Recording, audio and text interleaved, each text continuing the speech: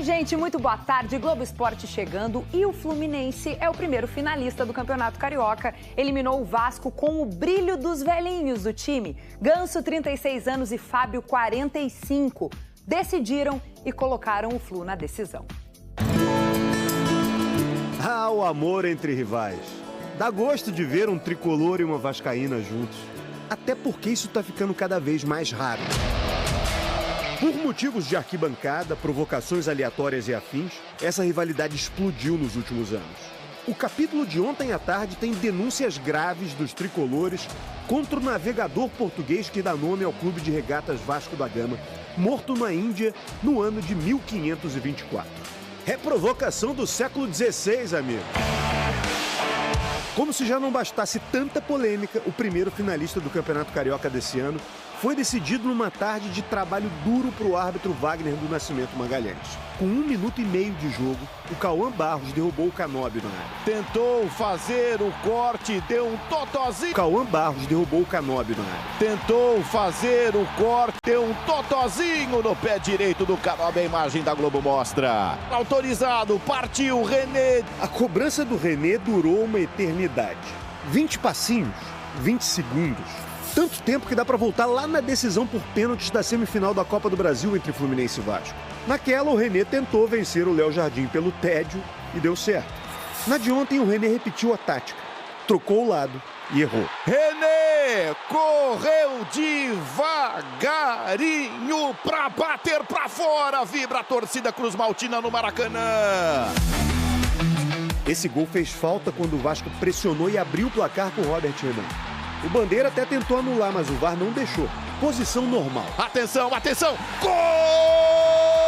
E foi o primeiro gol não apenas pelo Vasco, foi o primeiro gol da carreira do zagueiro de 22 anos. Um gol muito importante para mim e pro Vasco agora continuar trabalhando, que se Deus quiser no segundo tempo sai capitão.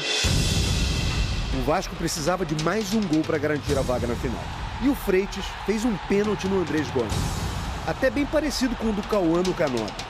O Brenner fez o simples, mas o Fábio pegou. Autorizado, o Brenner, bateu! Pegou o Fábio! Os batedores hoje têm muita qualidade, além de ter os dois cantos, o meio do gol também, então a gente tenta fazer uma leitura. Clássicos decisivos são sempre imprevisíveis. Esse Fluminense Vasco foi decidido nos pênaltis, mas não do jeito que o pessoal estava imaginando no fim da partida. No tempo regulamentar. E para um jogador que estava aqui entre os reservas do Fluminense, de resenha com a gente enquanto aquecia, até devolver isso para ele. Paulo Henrique Ganso. Nesse replay do pênalti do Andrés Gomes, dá pra ver a nossa equipe e o Ganso ali do lado. Do nada, o Maxi Cubeiras mandou o camisa 10 entrar em campo. Futebol é um negócio de maluco. A gente estava na resenha ali, vendo o lance do pênalti, falando se foi ou não foi. Quando eu olhei pro lado, você não tava mais. Como é que muda a chave pra começar? Não, tem que ter a cabeça, apesar da torcida, né, desse movimento todo fora de campo, a gente tem que ter a cabeça fria e estar preparado a todo momento. Então, nessa cabeçada do Gêmeos, a bola desviou no braço esquerdo do Cauã Barros. Outro pênalti dele. Gêmeos de cabeça. Cauã Barros na mão esquerda. Pênalti pro Fluminense bater. O Ganso não iria desperdiçar uma chance assim. Vai pra bola. Ganso empata a decisão. Enlouquece o torcedor do Fluminense no Maracanã e em todo o Brasil.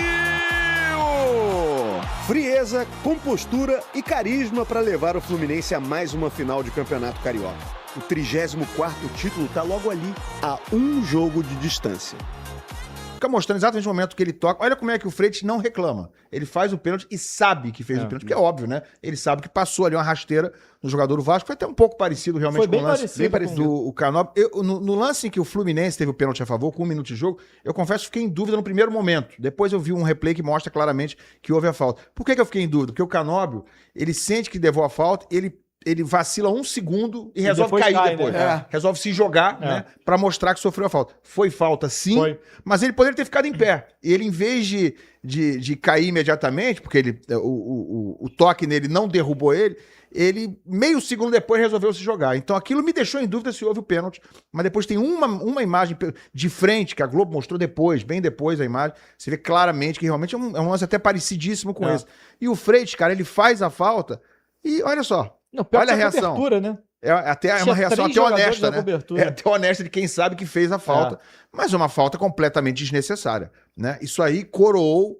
Isso foi mais um dos lances desastrados do Freitas na partida. Aliás, de muitas partidas. O Freitas falha todo jogo. E não é uma vez, não é 2 vezes, não. São muitas vezes. É um jogador realmente que não tem nenhuma condição de ser titular do Fluminense. Eu acho até que não tem condição de estar no grupo do Fluminense. O Freitas tinha falhado também, tinha sido responsável na origem do lance que gerou o escanteio para o Vasco. Foi escanteio, sim, né? Foi. Gerou o gol do Vasco. O Freitas tinha falhado num lance no segundo tempo também, antes desse aí, em que ele deixou o jogador do Vasco, perdeu ali num duelo mano a mano, ele meio que fez uma bobagem na dividida e teve que segurar o jogador no contra-ataque. Quase foi expulso. Errou o domínio e escorregou. Era o Rojas, eu acho. Era o Rojas, ele teve que segurar. Errou o domínio e escorregou. Só não foi expulso porque tinha um Gêmeos na cobertura e eu torci pra ele ser expulso. Essa é a verdade. Com a menos é melhor. Né? Pra se livrar do cara, pra se livrar dele e se livrar dele na final, porque ele ia ficar suspenso pra final tem também. Isso, né? É isso. Verdade. Então agora o Fluminense tem uma semana pra trabalhar. E a gente vai ter que observar se o Zubeldia vai insistir com o Freitas na decisão de campeonato. Nada justifica ir para uma final de campeonato contra o Flamengo, que é um time melhor, que não está jogando melhor, não, né? vai. Mas é um time melhor. Vai. Nada justifica ele correr esse risco máximo de boicotar o próprio trabalho, de atrapalhar o próprio trabalho do Zubeldia, que é um trabalho. É um trabalho bom no geral, um trabalho bom. Pois é, mas ele vai com o Freitas na final. O Freitas é bom. É bom. Ele vai levar o Freitas para essa final. Gente, não dá para tratar isso com brincadeira, como maluquice ou como erro. Isso é irresponsabilidade. Se ele tem opções melhores, se ele tem um cara que está comprometendo em todos os jogos, e esse cara é zagueiro, quando ele compromete, o risco de sair um gol é enorme, ele não pode fazer isso. Né? E isso não invalida a gente dizer que o trabalho dele é bom no geral, mas tem que ser apontado com a devida gravidade esse fato dele insistir com um zagueiro que não corresponde, que mais do que não corresponder, é um cara que atrapalha, compromete e entrega gols. Só não comprometeu a classificação porque o Brenner perdeu o pênalti, né? Se o Brenner faz ali, acho que acabou. Acho que ali tinha encerrado. Ia ficar na conta do Freitas e do Zubeldia, que botou ele pra jogar, que insistiu. É isso, ia ficar muito na conta do Zubeldia. Então o Ganso salvou o pescoço ontem do Freitas e do Zubeldia. Felipe Melo ontem disse que o Freitas está devendo 1 ano de churrasco pro Fábio, né?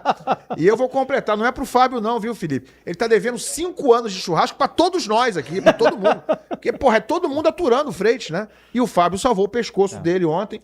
Cara, e realmente do Zubeldia. Esse pênalti não tinha nenhuma necessidade. Uma coisa é o lance do Barros, que aí é um problema crônico que o Vasco tem, que a gente sempre fala, né?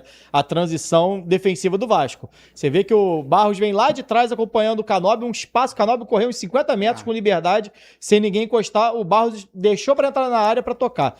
Esse lance do Fluminense tem 3 jogadores na cobertura, o Freitas não tinha nenhuma necessidade de dar o bote ali.